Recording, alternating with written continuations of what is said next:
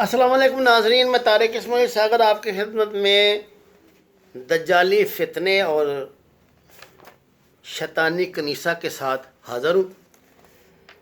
ناظرین کرام، میں نے جیسا آپ کو کل بتایا تھا کہ 11 ستمبر کو ورلڈ ٹریڈ سینٹر پر حملے کا گھناؤنا منصوبہ جو ہے روسی لینے کی زیر کمان امریکی اور برطانوی شہ دماغوں کے تعاون سے تیار کیا گیا تھا، اور اس کھیل کے پیچھے تھی موساد۔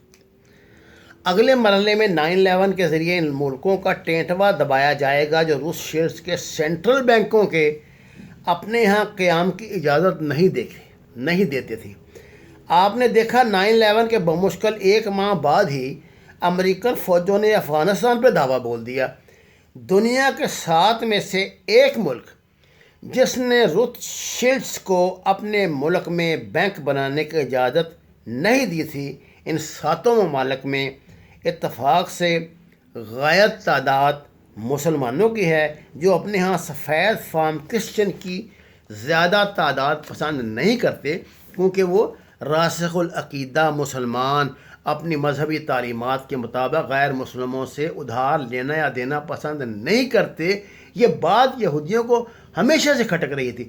یہودی دنیا میں سب سے زیادہ مسلمانوں سے ناراض رہتے ہیں اور ان کی تباہی کے در پہ ہیں، کیونکہ مسلمان یہودیوں سے متعلق اپنے ایمان اور عقائد میں بڑے پختہ ہیں، جبکہ عیسائیوں کا عقیدہ اور ایمان بہت کمزور ہو چکا ہے۔ یہ میں نہیں کہہ رہا ہے، یہ اس جو کتاب کا جو رائٹر ہے نا، ولیم ہاپکنس، یہ وہ کہہ رہے ہیں، میں تو ان کی بات آپ تک پہنچا رہا ہوں، اور وہ خود یہودی تھے۔ بہر صورت یہودی چاہتے ہیں کہ ایسے راسخ العقیدہ مسلمان زیادہ سے زیادہ تعداد میں مغرب میں آباد ہو جائیں، جہاں وہ اپنے عقائد پھیلا کر محض پیسے کمانے والی مشینیں بنے رہیں اور یہودیوں کی کمائی کا ذریعہ بن کر ان کے زیر اثر چلنے والی حکومتوں کے اعلی کار بھی بنے رہیں، جس طرح کے سفید چمڑی والے عیسائی ان کی مرضی کی زندگی جینے پر مجبور ہیں۔ بصورت مسلمانوں کی زیادہ تعداد اس چنگل سے نکل چکی ہے، اور یہ لوگ ان مغربی اقوام کے درمیان بھی اپنے ملی اور مذہبی تشخص کو برقرار رکھ کے اپنی الگ شناخت کے ساتھ اپنے عقائد کے مطابق زندگی بسر کر رہے ہیں۔ ناظرین، وہ مسلمانوں کو اس یہودی صورتحال بڑی تلملاٹ کا شکار ہے۔ سچی بات یہ ہے کہ وہ مسلمانوں کو تباہ کرنے پر تلے ہوئے چاہتے ہیں کہ ان کی اسامیاں بھی عیسائیوں کو سونپ دیں۔ نیتن یاہو کا بیان یروشلم پوسٹ میں 11 ستمبر کو شائع ہوا۔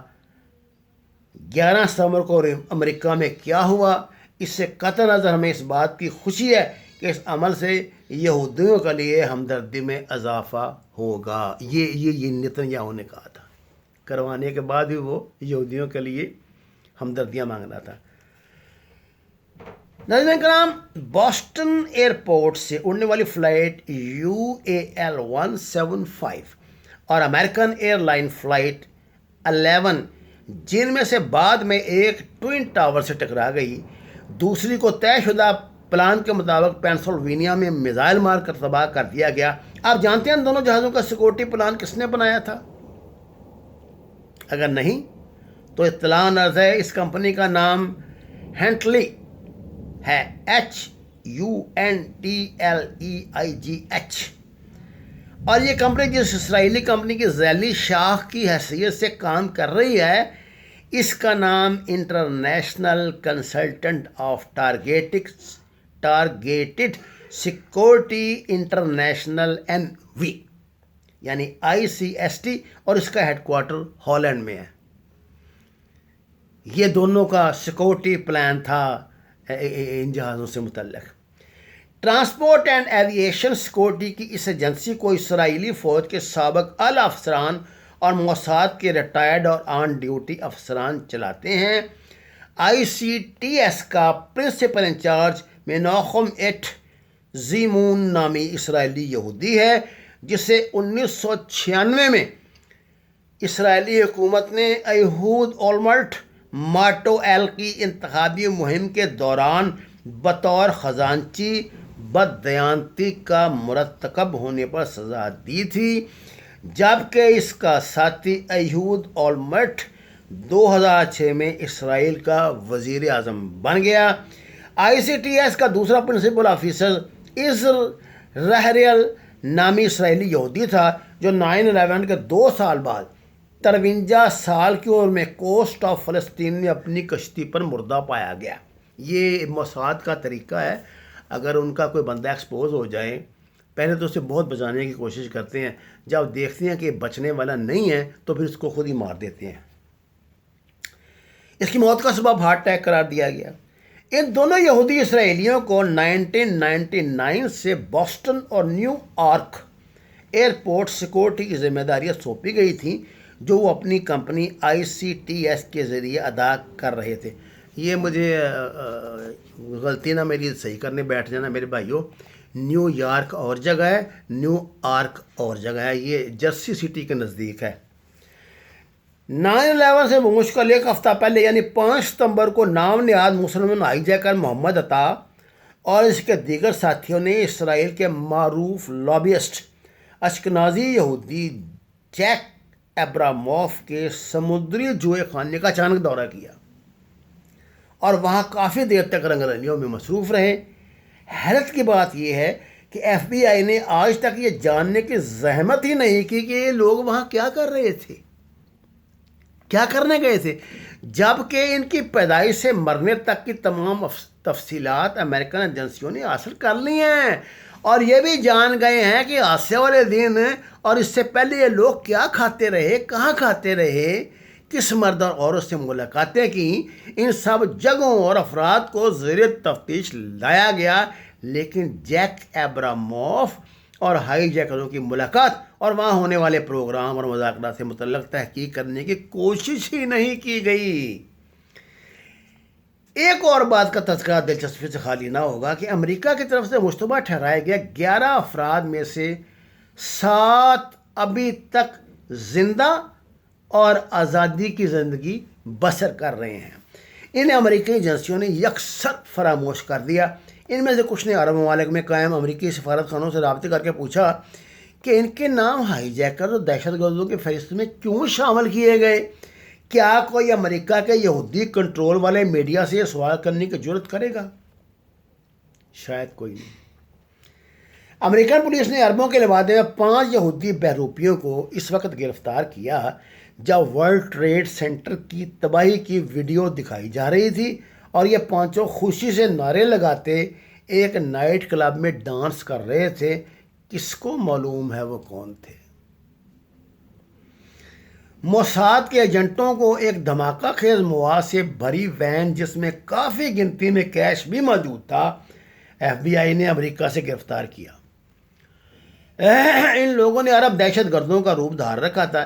جیسے ان کی گرفتاری کی خبر موساد کو ملی، یروشلم کے میئر اور آئندہ منتخب ہونے والے اسرائیلی وزیر اعظم ایہود اولمرٹ نے نیو یارک کے یہودی میئر ریوڈی جولیانی سے فوراً رابطہ قائم کر کے اس معاملے میں مداخلت اور اپنا اثر و رسوخ استعمال کرنے کی درخواست کی۔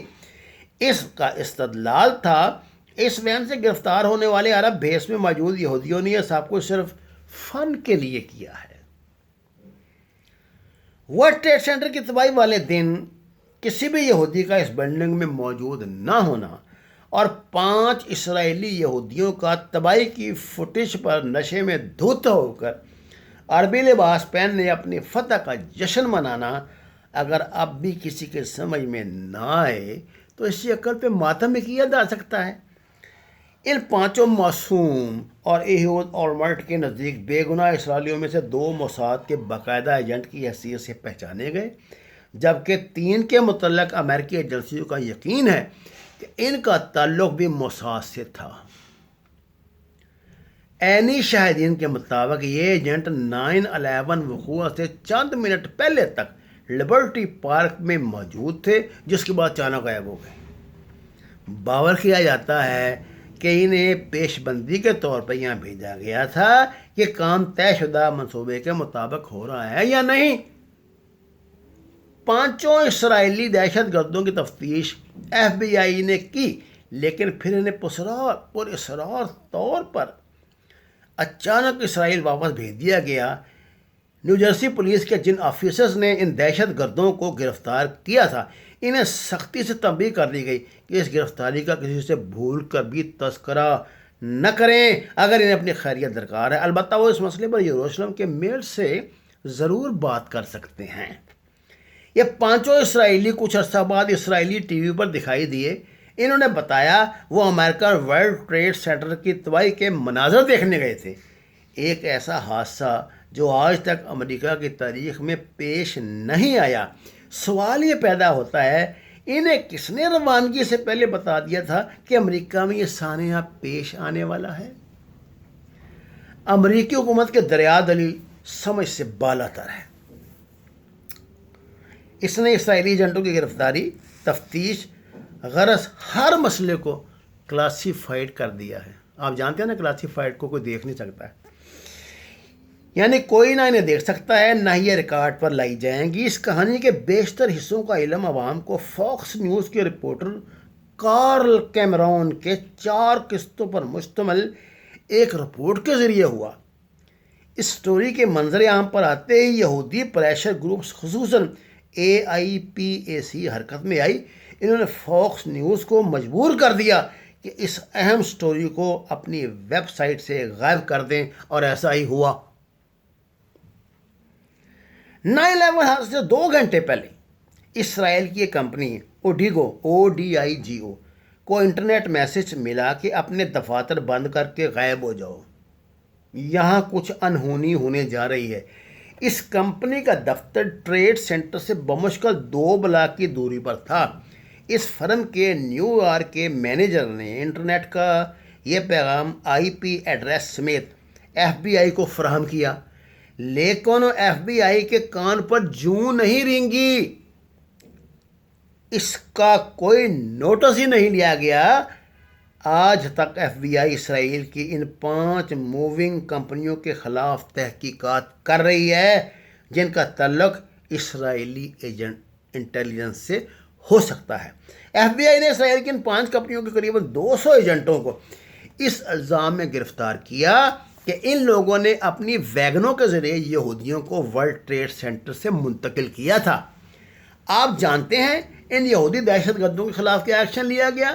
US جسٹس ڈپارٹمنٹ کے آفیشل مائیکل چرٹوف کے حکم پر انہیں ویزا وائلیشن کے الزام میں امریکہ بدر کر کے اسرائیل بھیج دیا گیا، لیکن صرف ان شہریوں کو جن کے پاس اسرائیل کی شہریت تھی۔ جو اسرائیل اور امریکہ دونوں کی شہریت رکھتے تھے ان کو سزا سے بھی مستثنی قرار دے دیا گیا۔ سبحان اللہ۔ مزے کی بات یہ ہے کہ سزا کا حکم جاری کرنے والا بھی اسرائیلی نژاد امریکی یہودی ہے، جس کا باپ اسرائیلی اور ماں امریکن یہودی ہیں۔ ایک طرف تو یہ نواسیات ہو رہی تھی، دوسری طرف FBI نے 900 بے گناہ مسلمانوں کو جن کا اس حادثے سے کچھ لینا دینا نہیں تھا، جن کا دور دور تک اس سے کوئی تعلق نہیں بنتا تھا، گرفتار کر کے ان کے ساتھ وحشیانہ سلوک کیا۔ ان میں سے 500 کو جو امریکہ کی شہریت بھی رکھتے تھے یا پھر جن کا امریکہ میں قیام قانونی اور جائز تھا، زنجیروں سے باندھ کر جہازوں میں لادا اور امریکہ بدر کر دیا۔ امریکی انصاف زندہ باد۔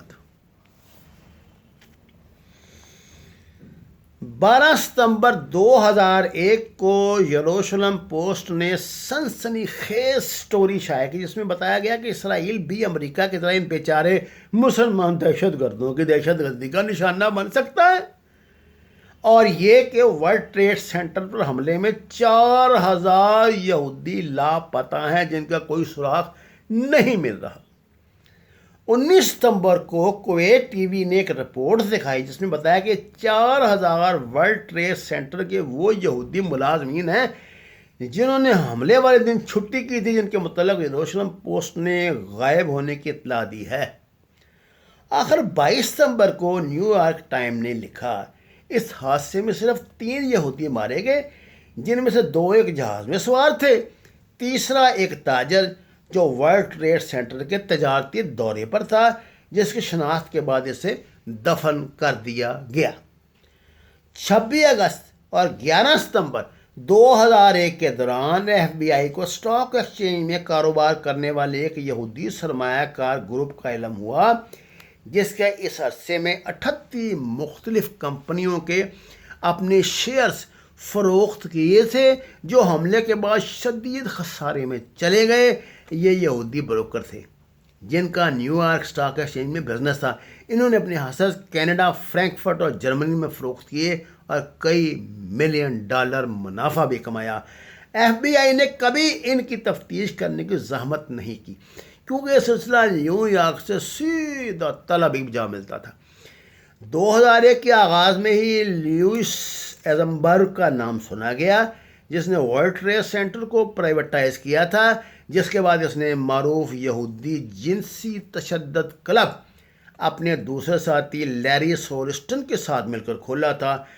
دونوں یہودیوں کا یونائٹڈ جیوش اپیل UJA میں خصوصی اہمیت حاصل ہے۔ لیوس ایزنبرگ جس نے ورلڈ ٹریڈ سینٹر کو پرائیویٹائز کر کے اپنے بزنس پارٹنر لیوس ایزنبرگ کو سونپ دیا تھا، سلور اسٹین نے 9/11 سے کچھ ہی روز پہلے یہاں انشورنس کا ریٹ اچانک ڈبل کر دیا تھا۔